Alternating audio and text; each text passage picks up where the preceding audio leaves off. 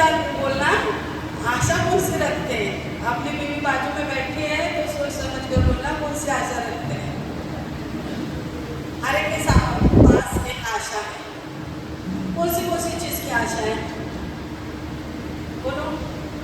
अच्छे घर होने का, अच्छे घर होने का, हाँ। अच्छे परिवार होने का। और किसी के पास आशा नहीं है, ऐसे जीवन जी रहे, सुबह उठो, खाओ पियो, कमाई क्यों कर रहे हो, सुबह क्यों उठ रहे हो, क्यों भाग दौड़ कर रहे हो, क्या है आपके पास आशा? प्रभु के पास क्यों आए हो? कुछ नहीं, ऐसे टाइम पास, घर में कुछ काम नहीं था, संडे था इसलिए आ गए बैठे, ऐसा कुछ है? कुछ नहीं। आशा बिना आशा क्या है? हेलो, मैं हमेशा बोलती हूँ हमारी कलीसिया जीवित है, बराबर है ना? तो मैं कुछ सवाल कर रही हूँ, आपके पास क्या आशा है? आप क्या सपने देखते हो? आशा मतलब सपना समझो, क्या है आपके सपने, क्या है?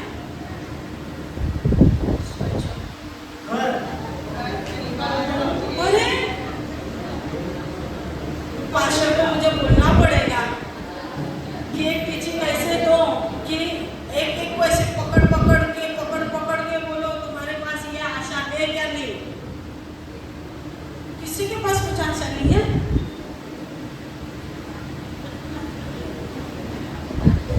क्या है आशा?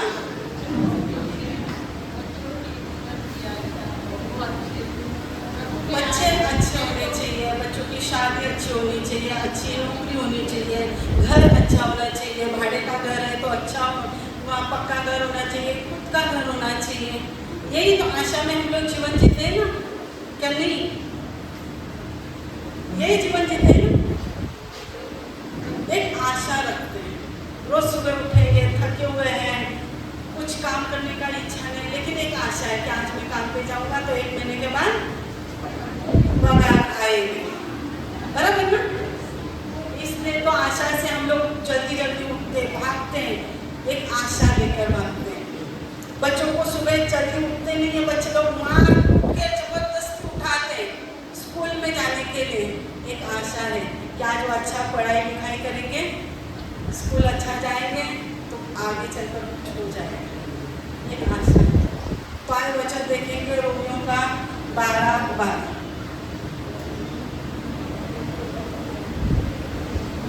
चश्मा नहीं लगाया,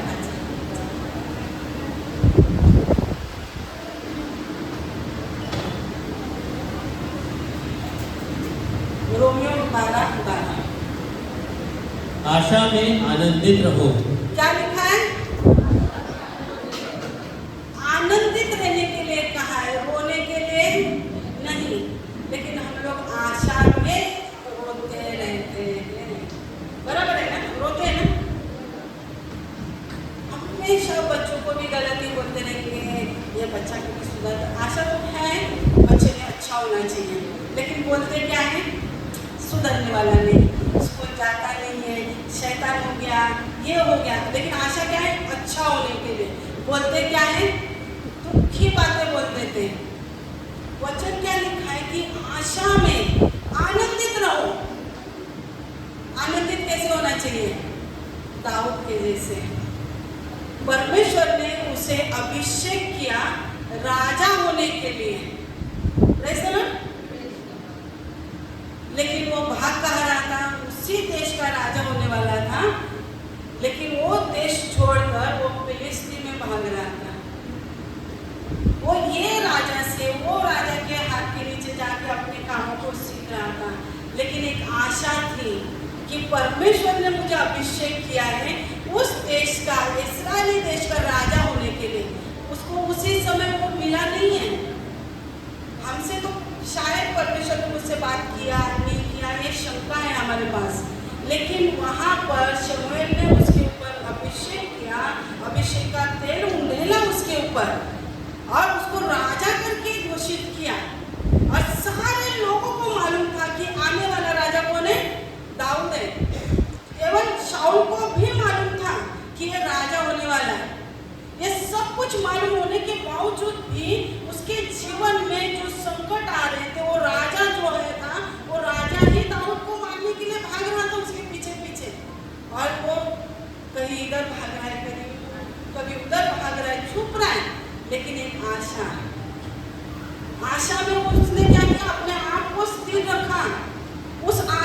पकड़ के रखा कि परमेश्वर ने मुझे बोला है कि मैं उस देश का तुझे क्या करूंगा, राजा करूंगा। अब उस देश का राजा होने के लिए अपने आप को वो तैयार कर रहा था। वो लड़ाइयाँ सीख रहा था, कैसी लड़ाई सीखी जाती है वो सीख रहा था दूसरे राजाओं के हाथ में। एक पढ़ाओ के जीवन के जैसा वो नहीं जी रहा था। अपने आप को एक उदास होकर नहीं बैठ रहा था वो कि अरे परमेश्वर ने तो मुझे अभिषेक किया है, लेकिन परमेश्वर कब करेगा, ये सवाल करते बैठा नहीं है, बल्कि वो उत्साह से परमेश्वर की उस आशा को पकड़ के रहा। कितने साल 39 साल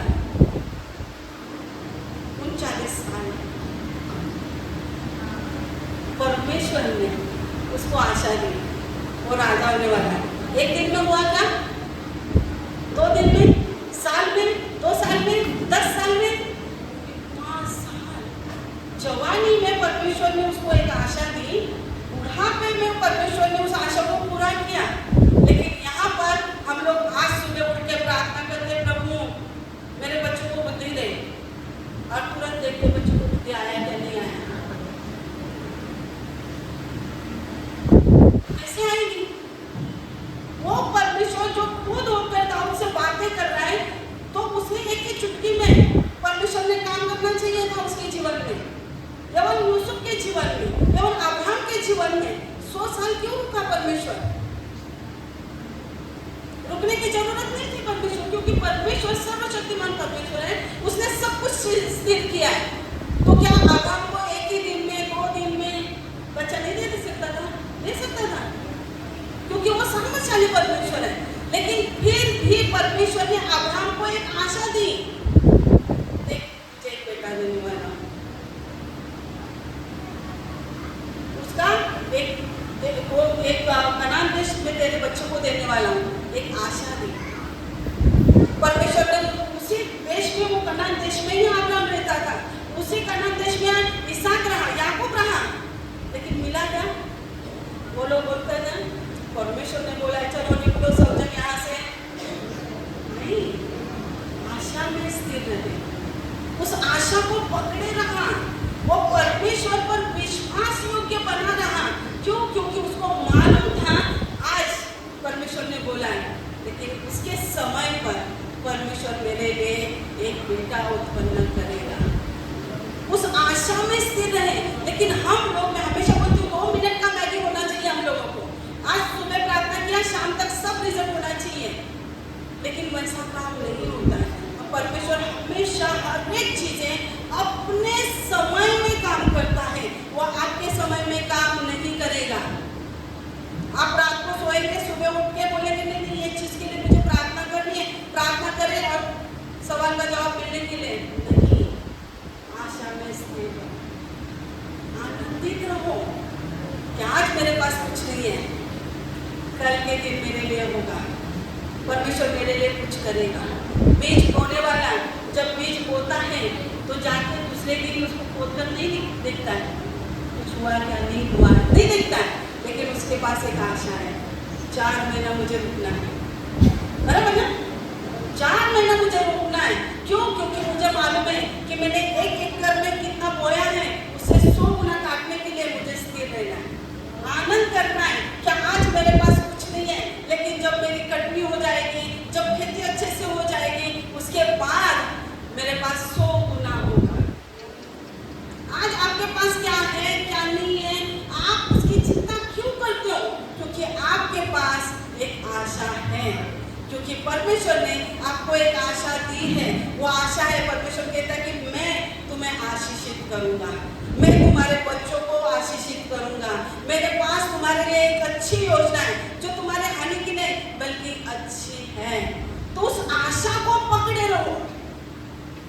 और वो आशा कैसे मिलेगी आपको? जैसा मैं हमेशा बोलती हूँ, बचपन से मेरे बच्चे आने से पहले से मैं मेरे बच्चों के लिए जीवन में क्या क्या होना चाहिए उसके लिए प्रार्थना करती गई, और मैं आज उन बातों को पूरे होते हुए देखती हूँ। उस समय में मैंने प्रार्थना चालू किया था, अभी तक करती हूँ। मेरी बेटी अभी 30 साल की हो गई है, लेकिन उनके जीवन में क्या क्या चीजें होने वाली है, उनकी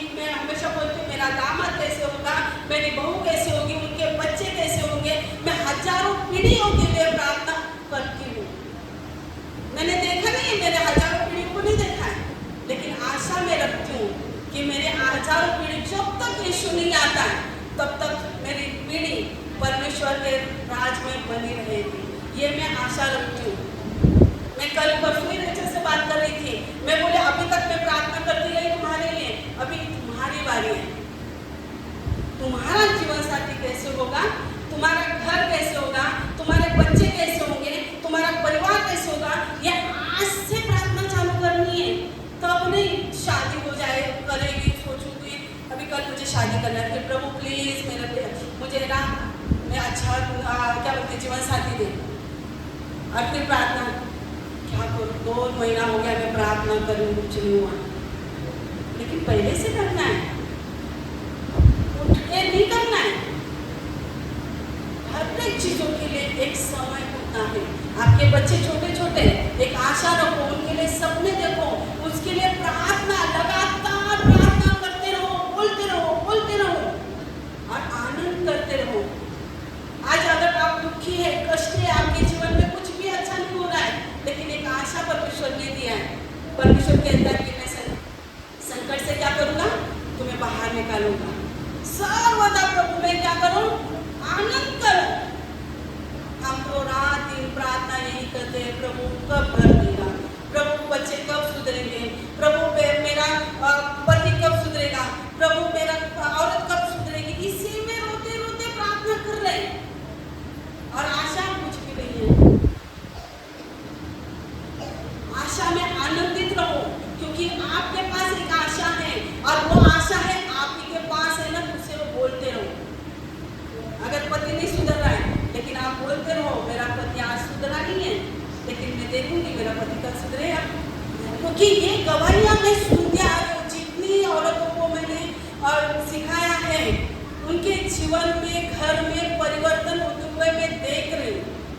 क्योंकि उनको मैंने ये भी बोला कि अगर आज आपके घर में ये परिस्थितियां है, आप देखो, आशा करो और समय आने पर परमेश्वर उस आशा को सामने लेकर आएगा। परमेश्वर ने आशा रखी कि मैं एक अच्छी सृष्टि बनाऊंगा, मैं एक आदम को बनाऊंगा, और परमेश्वर ने उसको बनाया। एक आशा रखी कि आनंदकालीन जीवन में मेरे बच्चों को मुझे लेकर जाना है, इसलिए उसने अपने एकलौते पुत्र को भेज दिया, क्योंकि उसके पास एक आशा है। आशा तुम्हारे जीवन में आनंद करने वाली होनी चाहिए, रोने वाली आशा नहीं होनी चाहिए। आज अगर आप रो रहे हो, लेकिन विश्वास करो कल का दिन आनंद का रहेगा। हर समय आप रोते हुए नहीं रहोगे। इसलिए मैं सबोपदेशक है ना, हमेशा बोलती हूँ सबोपदेशक पढ़ो, मुझे बहुत अच्छा लगता है। क्यों? क्योंकि उसमें कोई भी स्थिर बात नहीं है। सबसे अच्छी बात यह है, जो भी है उसमें आनंद कर, परमेश्वर को धन्यवाद दे। आशा आपके जीवन को एक नया, बोलते ना, एक नयापन लेकर आएगी। आपके आशा आपको एक नए मोड़ पर लेकर जाएगी।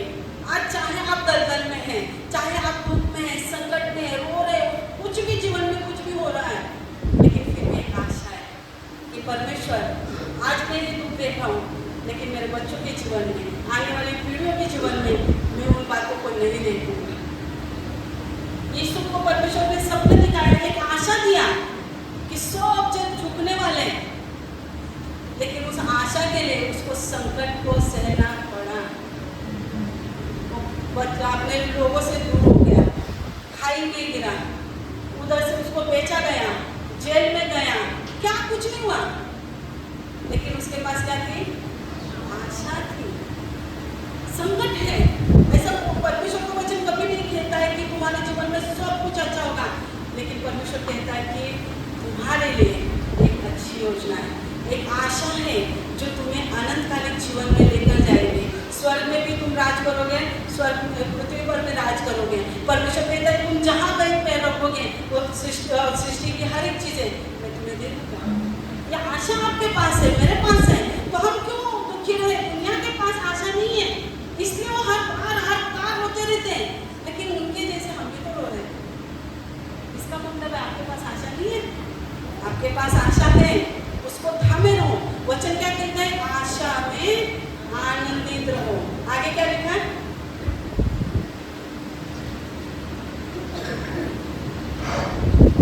आशा में आनंदित रहो, क्लेश में स्थिर रहो। Praise the Lord. ये तो नहीं होगा बाबा, ये तो किसी से नहीं होगा। संकट में कौन स्थिर रहने वाला है? क्लेश में कौन स्थिर रहेगा? घर में झगड़े हो गए तो क्या होगा? हम अपने आप को बहुत अच्छा स्थापित कर बोलते ना, पटाने की कोशिश करेंगे, नहीं, वही गलत है। मैंने तो कुछ नहीं किया, सामने वाला ही गलत है। वचन कहता है जब क्लेश आता है तो डांस मत करो, इसके पास जाके कुछ बोलो मत, उसके पास जाके मत कुछ बोलो, डांस मत करो, बल्कि शांत रहो। क्योंकि जब हम टेंशन लेते हैं, जब आप एक दूसरे को जाके अपनी प्रॉब्लम्स बताते रहते हैं और वो जब हम लोगों को उसका जवाब देता है, शायद वो गलत है। शायद उस संकट के समय में, अस्थिरता के समय में आप अगर किसी भी चीज को आप करते हो, शायद जल्दबाजी में जो नहीं करना था, शायद वो कर लो। और ऐसी बातें वैसे होती हैं, जब संकट आ जाते हैं ना, तो हमें समझ में नहीं आता हम क्या करें, कहाँ जाए, किससे मदद मांगे, कौन हमें मदद करेगा। और इसीलिए हम लोग कभी कभी कर्ज में हो जाते हैं। 10,000 रुपया किसी से उधार ले लेते हैं, पैसे तो चलेगा बाबा, 10% 2% वो क्या होता है मुझे नहीं मालूम है, ले लेते हैं और फिर फंस जाते हैं अस्थिरता के कारण। वचन कहता है संकट में जब आप और मैं, जब संकट आता है तो शांत बैठते हैं, तो क्या होता है, शांत बैठने से हमारे दिमाग में जो भी विचार आ जाते हैं, नकारात्मक बातें आती हैं, उसको हम लोग हमारे शांत कर देते हैं। कभी कभी देखो जब झगड़ा हो जाता है, चलते चलते किसी को धक्का लग जाता है, देखते देखते इतना हो जाता है कि एक दूसरे को मारा मारी के हिसाब से हो जाता है। क्यों? क्योंकि उस समय में सोचते कुछ नहीं है, बस करने का है करते, उससे में कर देते हैं। गलत बातें हमारे जीवन में होनी चालू होती है। इसलिए जब तुम्हारे जीवन में या मेरे जीवन में जब भी संकट आता है तो शांत रहो।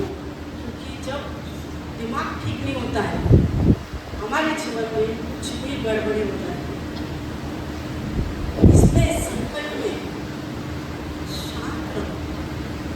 संकट आपको गलत राह पर लेकर जाएगा। आपका दिमाग आपको जो नहीं करना है उसको करने के लिए उत्साहित कर देगा। और यही तो शैतान चाहता है।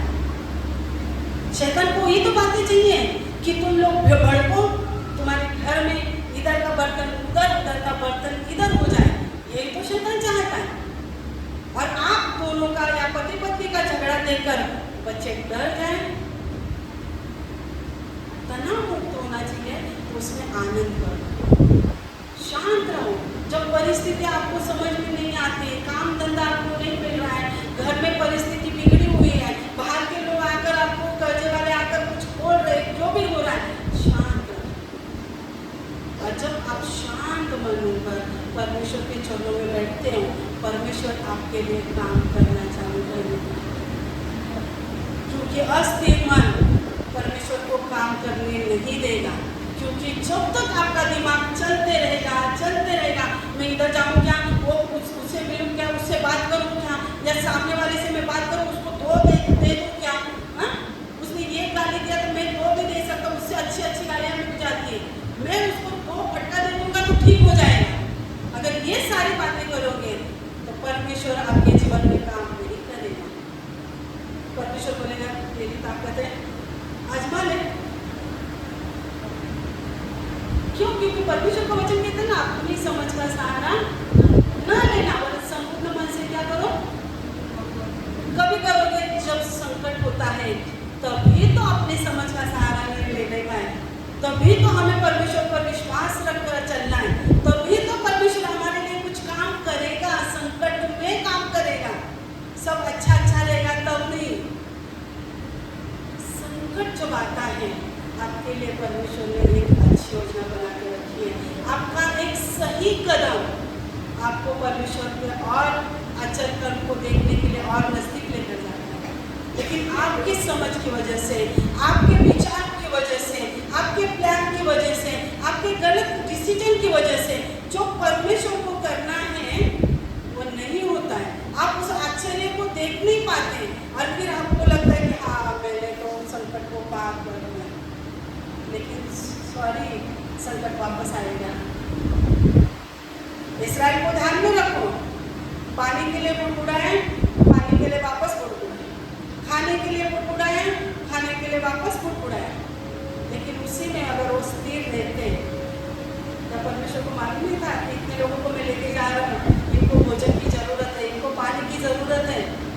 मालूम था, लेकिन परमेश्वर उनके मनों को जांच रहा था कि उनके मन में क्या है।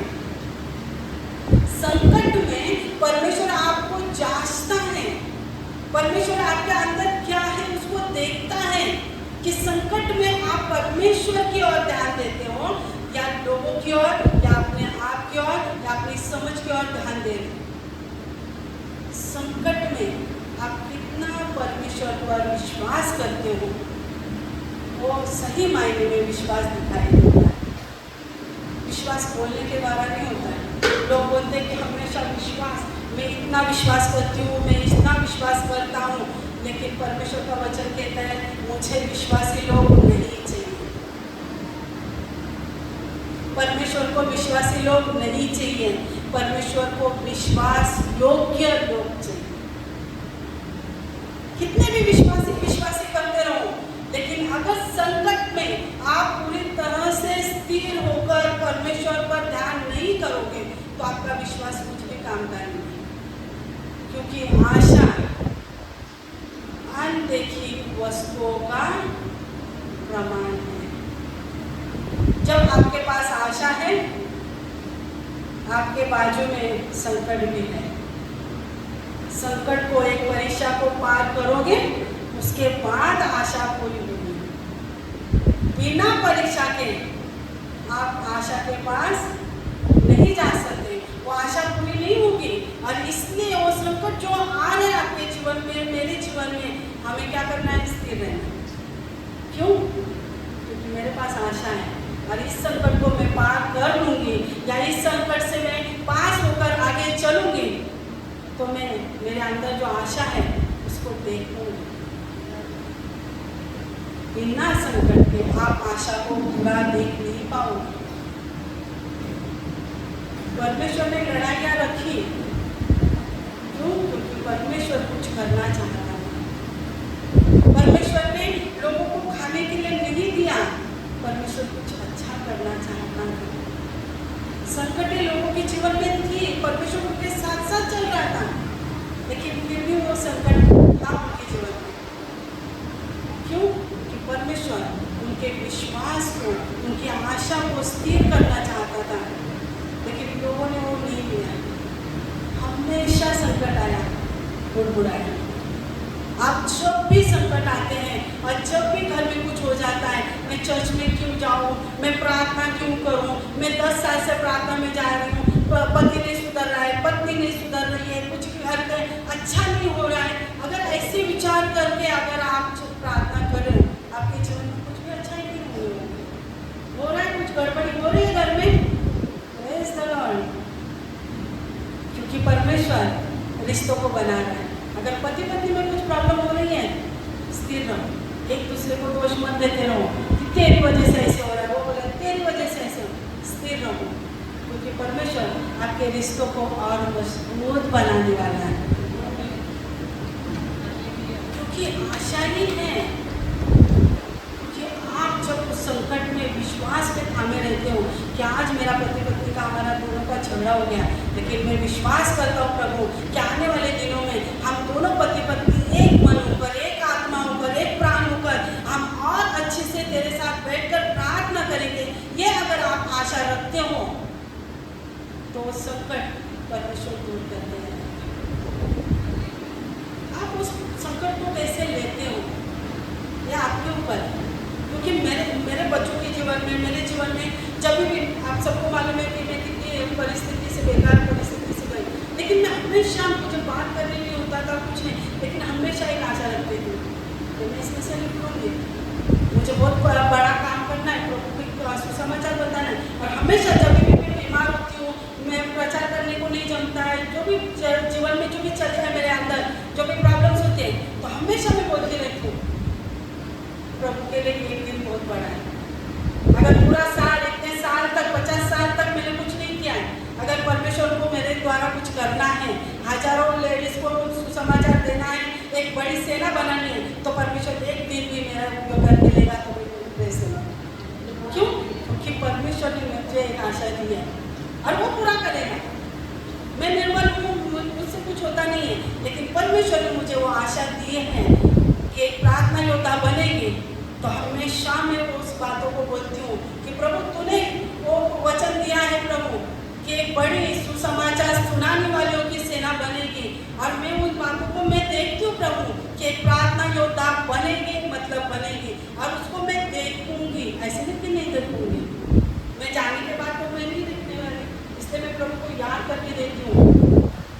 प्रभु मैं तो देखने वाली हूँ उन बातों को। मेरे बच्चों को के जीवन में भी जो भी होने वाला है हमेशा बोलती हूँ कि ये बातें होगी और मैं देखूंगी।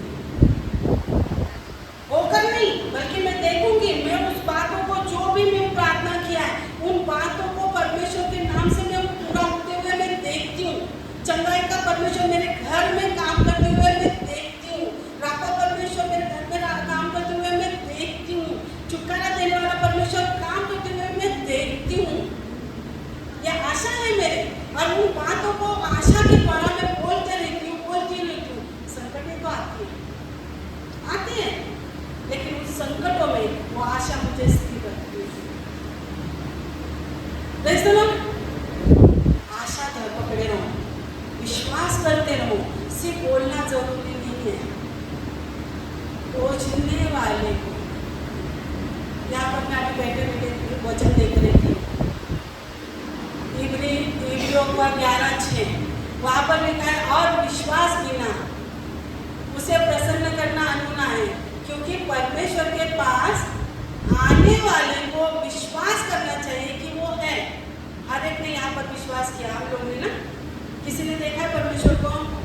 नहीं देखा है, लेकिन विश्वास करते हैं परमेश्वर को। 1000 साल आए, मरे, गाड़े नहीं, किसी ने बोला, हम लोग ने विश्वास किया, बाइबल में पढ़ते विश्वास क्योंकि है। लेकिन आगे क्या लिखा है उस पर हम लोग ध्यान नहीं देते। वचन लिखा है और अपने खोजने वालों को, विश्वास करने वालों को लिखा है क्या वहां पर? विश्वास करने वाला ये विश्वास करता है कि हर एक बातें जो मेरे जीवन में आशीष के लिए रखी है वो बातें मेरे लिए पूरी होगी। यह आपका विश्वास है। लेकिन वो विश्वास, वो आशा कब पूरी होगी? वहां पर लिखा है और अपने खोजने वालों को प्रतिफल देता है। बिना खोजे, बिना परमेश्वर पर विश्वास किए और उसको खोजे आपको कुछ नहीं मिलेगा। विश्वास अलग बात है, खोजना अलग बात है। संकट में स्थिर होना अलग बात है और आशा में स्थिर रहना अलग बात है।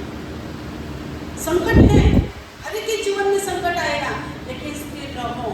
उस संकट में आप क्या बोलते हो, आप क्या विश्वास करते हो, आप क्या चलते हो, वो मायने रखते हैं आने वाली आशा को पकड़ने के लिए, आने वाले आशीषों को पकड़ने के लिए। आपका विश्व सताव में आपका स्थिर होना बहुत मायने रखता है। Praise the Lord. आगे क्या लिखा है?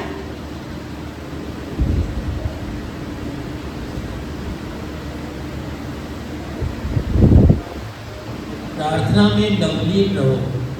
क्या लिखा है प्रार्थना में? मतलब सतत प्रार्थना करते रहो। कितना टाइम? सुबह टाइम, ऐसे लिखा है।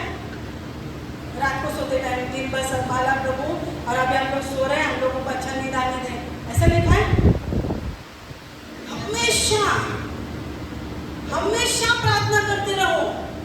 हमेशा मतलब कितना घंटा लिखा है? कितना घंटा लिखा है?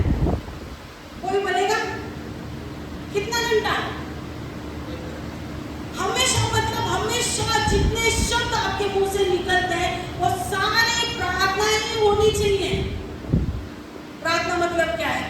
लिस्ट लेके बैठो, वो नहीं है।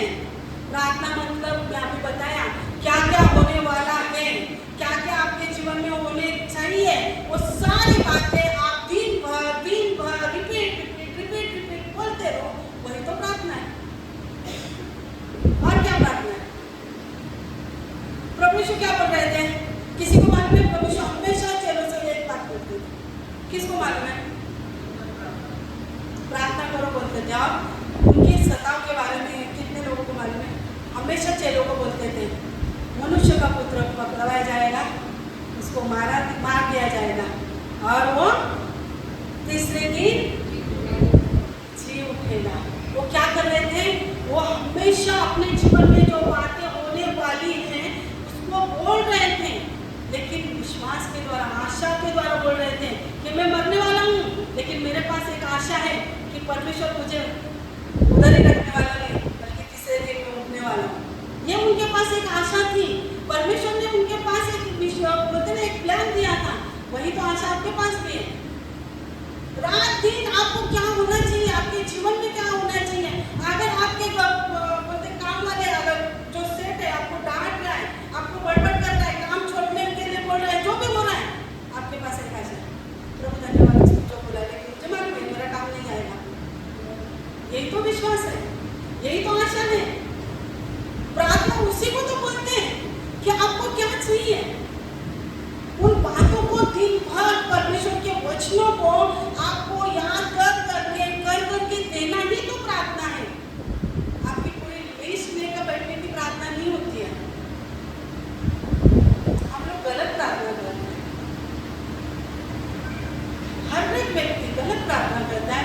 जब भी प्रार्थना के लिए बैठते हैं तो अपने लिस्ट लेकर बैठते हैं,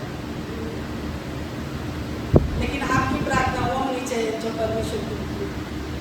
परमेश्वर हमेशा लोगों से मिलकर पहाड़ पर चले जाते थे, अकेले में बैठते थे और वहाँ पर क्या करते थे, प्रार्थना करते थे।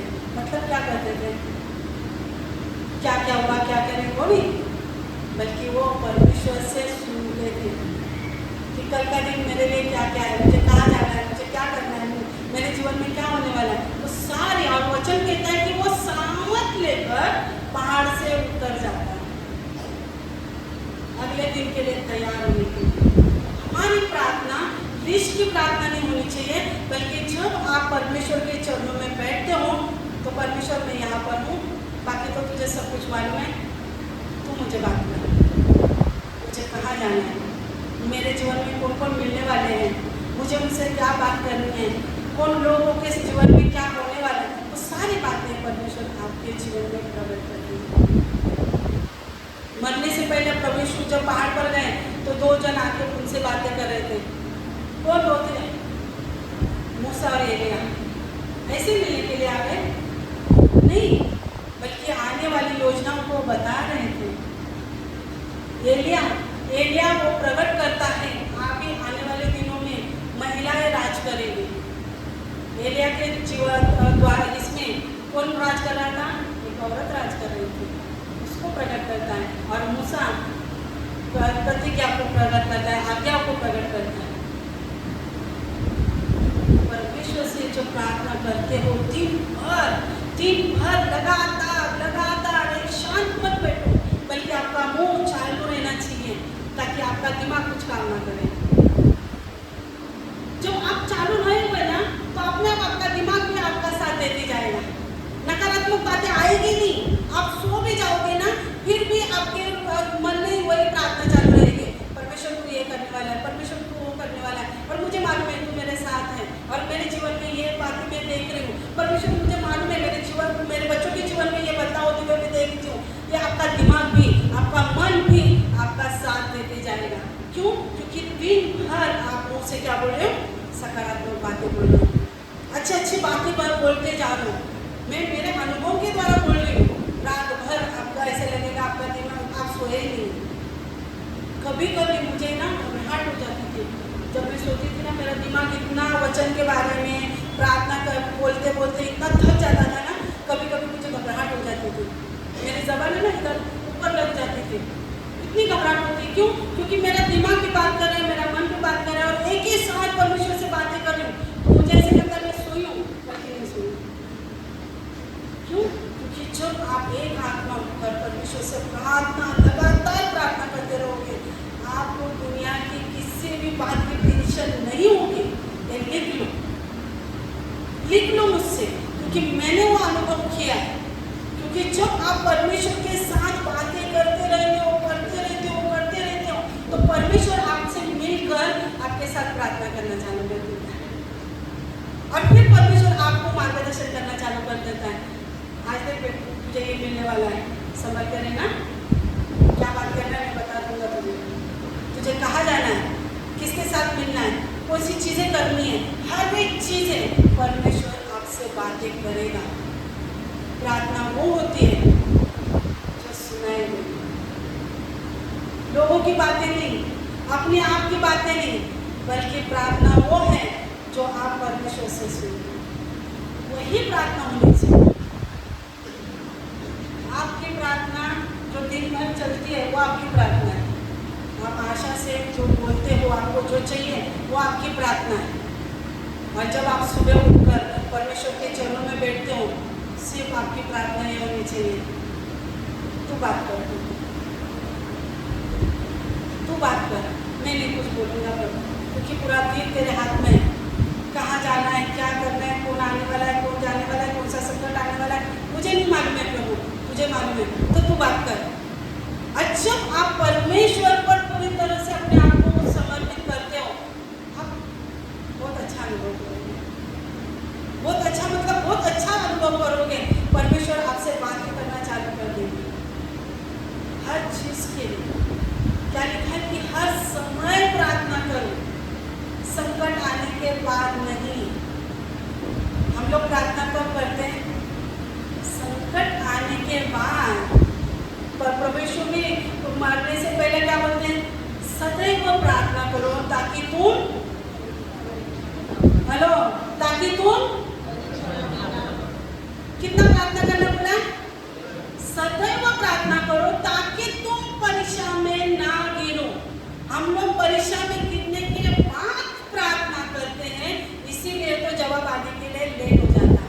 लेकिन हम लोग उस वचन को ध्यान से पढ़ो, वचन स्पष्ट रीति से कहता है संकट आने से पहले प्रार्थना करते रहो, करते रहो, करते रहो, क्योंकि कल का दिन कैसे आएगा मालूम नहीं। यहाँ से बैठ के घर पे जा रहे, कैसा दिन आएगा मालूम नहीं, रात का दिन कैसे आएगा मालूम नहीं। इसलिए पहले ही प्रार्थना करते रहो, करते रहो, करते रहो, ताकि आने वाले पूरे दिनों में आप स्थिर रहो, क्योंकि आने वाले दिनों में आप उसका सामना कर सको। क्योंकि आज आपने प्रार्थना किया और उस प्रार्थना की वजह से 2 दिन के बाद जो संकट आने वाला है उसमें आप स्थिर हो जाओगे। एक टाइम पास्टर ने बोला ना, एक गवाही दिया था कि वो प्रार्थना कर रहा था और प्रार्थना करते टाइम में उसके घर कुछ ना कुछ हो जाता था। मेरे जीवन में भी वही होता था। मैं लेडीज लोगों को बताया वो मेरी गवाही कि जब भी मैं प्रार्थना करती थी घर में कुछ ना कुछ हो ही जाता था। और फिर दिमाग ने ऐसा काम कर दिया, प्रार्थना कर रही है, अब भी तो 5 मिनट पहले तूने प्रार्थना किया है, सब अच्छा था, प्रार्थना किया तभी से तो घर में झगड़ा हो गया, तभी से एक तेरे ऊपर कितने ताने लग रहे हैं। एक दिन छोड़ दिया, दूसरा दिन छोड़ दिया, महीना छोड़ दिया, फिर एक दिन मैंने ऐसे शैतान वो चालक है। जिस समय आप सोचते हो ना हाँ, ये जो हाँ होता है ना, वो बहुत बड़ा काम करके जाता है। हाँ, ऐसे ही हुआ, मैं प्रार्थना करती हूँ, घर में तहलका हो जाता है। और जिस दिन मैंने प्रार्थना नहीं किया, अरे बाप आनंद ही आनंद है, मेरे शुक्र स्वर्ग में हो जाता था। पूरा दिन अच्छा जाता था, 2-3 दिन एकदम अच्छे से। जैसे प्रार्थना चालू किया, झट से धीरे धीरे मैंने प्रार्थना करना बंद किया। आपको बता रही हूँ, 95-96 के समय की ना बात है, मैंने प्रार्थना करना बंद किया। वो समय ऐसा था कि मैं आमने सामने परमेश्वर की आवाज को सुन सकती। वो अनुभव मेरे लिए इतना बोलते ना, उसको मैं मिस करती हूँ। मैं जब भी उस दवाई को देती हूँ तो रोना देती हूँ, क्योंकि मैंने उस अनुभव को महसूस किया है। मैं जब भी बर्तन घसती थी, खाना बनाती थी, परमेश्वर से बातें करता था, कान में मेरे चालू रहता था आवाज, और परमेश्वर को मैं बोलती था परमेश्वर की आवाज बहुत मीठी है, बहुत मीठी आवाज है उसकी, और उसको कभी खोना नहीं चाहिए आप लोगों ने। मैंने तो खो दिया था, लेकिन आप मत खोना। मैंने प्रार्थना, मैंने धीरे धीरे जब भी मैं खाना बना रही हूँ, कुछ ना कुछ हो रहा है, प्रार्थना में बात परमेश्वर बातें कर रहा है, क्या प्रार्थना कैसे होने वाली है, वहाँ पर मुझे क्या करना है, मुझे साड़ी कौन सी पहननी है, वो भी मेरा परमेश्वर मुझे बताता था।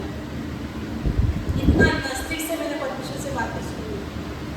और फिर शैतान ने काम किया, घर में प्रॉब्लम हो रहा है, तू प्रार्थना कर रही है, क्या सुन रही है, देख जब तू प्रार्थना करना बंद करेगी कुछ नहीं होने वाला। धीरे धीरे मैंने प्रार्थना करना बंद किया। खाना बना रहे, प्रभु बोलता है चल बैठना मेरे साथ बातें कर, प्रभु 2 मिनट तो खाना बना दे। खाना बना के हो गए ना तो मैं आपसे बात करती हूँ, रुकना बेटा, चल बातें करेंगे, खाना बाद में। नहीं प्रभु, अगर मैं खाना नहीं बनाऊंगी थोड़ा लेट हो जाएगा, तो बहाना क्या, प्रार्थना करने का बहाना करके काम का कंटाला कर रही है। और प्रभु से मैं बात कर रही हूँ ये सब बातें, प्रभु तुझे तो मालूम है घर में क्या होता है, मैं तो आलस नहीं कर रही हूँ प्रभु, लेकिन लोगों को ऐसा लग रहा है कि मैं प्रार्थना का बहाना कर रही हूँ और काम नहीं कर रही हूँ। तो 2 मिनट रुका प्रभु, मैं रोटी बना रही हूँ। 1 दिन हो गया, 2 दिन हो गया, 3 दिन हो गया, परमेश्वर बोलता है चल ना बेटा बैठ बातें करेंगे। धीरे धीरे धीरे धीरे वो आवाज़ धीमी धीमी धीमी धीमी होती गई। और जब मैं अपने इसमें आई, मैं प्रभु से बातें कर रही हूँ, प्रभु मुझसे नहीं हो रहा प्रार्थना करना क्योंकि घर पर बहुत प्रॉब्लम हो रही है। धीरे से 4-5 महीने के बाद धीरे से आवाज आई, बेटा कब झगड़ा होता है, रोज तो होता है ना प्रभु, लेकिन फिर भी कब होता है प्रभु, मैं प्रार्थना करती हूँ ना उसके तुरंत बाद घर में झगड़ा हो जाता है। हाँ, प्रार्थना करने से पहले हो रहा है या प्रार्थना होने के बाद हो रहा है, कैसे हो रहा है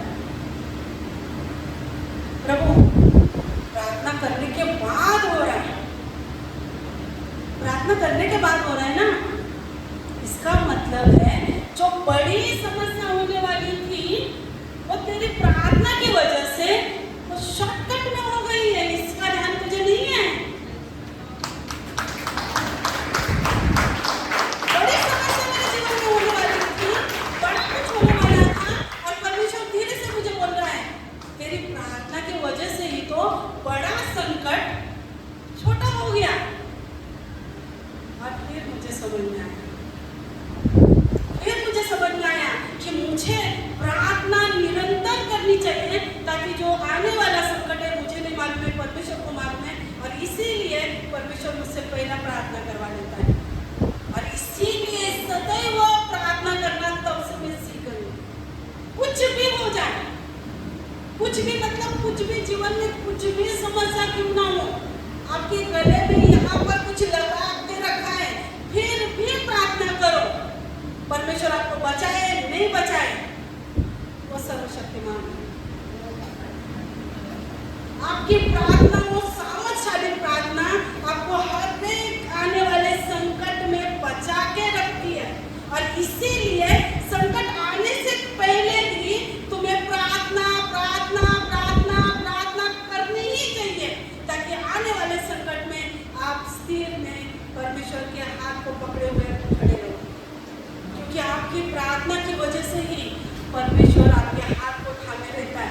आपको नहीं दिखाई दे रहा है परमेश्वर, आपको नहीं दिखाया दे रहा है कि परमेश्वर ने आपको हाथ पकड़ा है, लेकिन हमेशा उस प्रार्थना की वजह से आपके चारों ओर, आपके परिवार के चारों ओर परमेश्वर की सेना खड़ी होती है आपके दुश्मनों से लड़ने के लिए। और जिस दिन जिस पल आप प्रार्थना करना बंद कर देते हो, सेना पीछे हट जाती है, कुछ नहीं करते, तब आप अकेले उधर खड़े। लेकिन अगर सेना के साथ चलना है, आपको परमेश्वर की सेना अपने साथ चलनी चाहिए, तो आपको प्रार्थना करनी ही होगी। पूरा दिन प्रार्थना करते रहो, तभी तो विजेता को आप देखोगे, तभी ही विजेता को आप हासिल करोगे, तभी जो आपकी आशा है आपके बच्चों के लिए, आपके फैमिली के लिए, आपके परिवारों के लिए, तभी तो वो आशा पूरी होती जाएगी। इसलिए बिना सब कुछ कहे, कुछ मिले नहीं मिले, प्रार्थना करते। दानियल की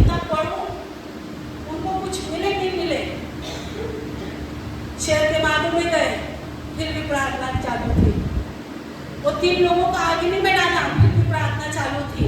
उनको आशा नहीं थी कि हम लोग बचे नहीं बचे, हमारी आशा होती कि हम बच जाए। छोड़ दो, ऐसे भी मरना है वैसे भी मरना है, कुछ मिले नहीं मिले, जब तक शरीर में हो तब तक ये सारी दुनिया की अभिलाषा हमारे जीवन में चल रही है, लेकिन उसको थामे रहो। अगर वो गवा दिया, आपने सब कुछ गवा दिया, उसको थामे रहो। रिश्तेदार छूट रहे, प्रेज द लॉर्ड। कोई आपको मान सम्मान दे रहा है, नहीं दे रहा है, प्रेज द लॉर्ड। कोई आपसे बात कर रहा है, नहीं कर रहा है, प्रेज द लॉर्ड। लेकिन फिर भी उससे प्रार्थना करना मत छोड़ना, क्योंकि वही एक है जो हर परिस्थिति को ठीक करने का सामर्थ्य रखता है। आज सब बिगड़ा हुआ है, लेकिन आपकी प्रार्थना आपको एक ताकतवर बनाती है, आपको एक सामर्थ्य देती है, एक पावर आ जाता है, एक अद्भुत सामर्थ्य आपके अंदर आ जाता है, जो हर संकट में आपको स्थिर रख सकता है। इसलिए बिना थके प्रार्थना करते रहो। कुछ नहीं मांगने का, कुछ नहीं। मैं हमेशा बोलती हूँ, कुछ मत मांगो, सबसे बड़ी बात परमेश्वर आपको मिला ना, ये तो सबसे बड़ी बात है। सबसे बड़ा धन आपके पास वही है। मैं दवाई देना बंद करती हूँ। जब हम लोग नवागांव में झाड़ू वाली गली में रहते थे ना, भाई का घर था, सब अच्छा जगह को मालूम है, इतना बेकार परिस्थिति में था, तब मैं बीमार हो गई थी रेचल से पहले। तो हमारे सामने जो रूम वाला था ना, तो उनको हम लोग सुसमाचार देते थे। सब लोगों को मालूम था कि हम लोग परमेश्वर का सुसमाचार देते हैं, परमेश्वर सब अच्छा करता है, चमत्कार होते हुए वो लोग देख रहे थे। तो और मैं बीमार हूँ, तो डॉक्टर ने बोला था कि नो गारंटी, 1 हफ्ते में जाएगी करके बोला था। फिर मैं एक दिन ऐसे ही दरवाजे में बैठी हूँ, मेरी ड्रेस को खाने का नहीं मिल रहा था, बाहर बैठ कर वो मिट्टी छान कर खा रही थी, ऐसी परिस्थिति थी। और मैं पूरी दुबली पतली हो गई। और वो औरत जिसको मैं सुसमाचार दिया था, वो आगे बढ़ती है, बहुत यीशु करते हो ना, यीशु ने क्या दिया तुम लोगों को? खाने के वादे हो तुम्हारी बेटी पूरा दिन बाहर बैठ के मिट्टी खा रही है, और तेरी हालत है, तू बीमार है। क्या दिया यीशु ने तुम्हें? हम लोग गए गले में ना वो सब, घर भी बहुत बड़ा बंगले के जैसा, हम लोगों को देखो क्या फायदा तुम लोगों का इतना यीशु करके। एक क्षण के लिए खेल चालू हो गया। रोज सुबह प्रार्थना करते, प्रभु दिन भर क्या मिलेगा? जब प्रार्थना के लिए किसी के घर पे जा रहे, प्रभु वहाँ पर कुछ खाने को मिलेगा क्या? यह आशा से होता था, ये प्रार्थना होती थी हमारी।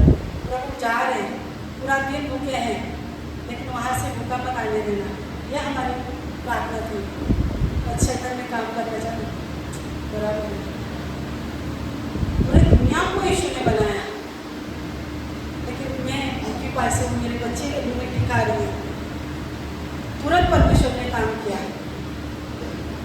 उनके पास पूरी दुनिया का परमेश्वर नहीं है, तेरे पास पूरी दुनिया का परमेश्वर है, तो उससे ज़्यादा धनवान मैं हूँ।